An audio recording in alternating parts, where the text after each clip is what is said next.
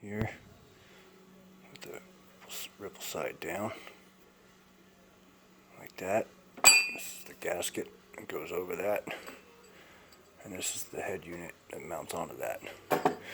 Inside of this comes that, and as you can see, the washer that goes on it is extremely destroyed. This is the most common problem and the reason why tens of $1,000 pieces of generator equipment stop working, because of that and this. These go out, so you need a full repair kit, which I have. Gasket, thread lock for the seals, and that should tune her all up.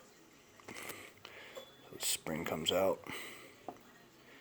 this gasket comes off. Check valve is extremely dirty. Really can't tell, but it's pretty bad in there.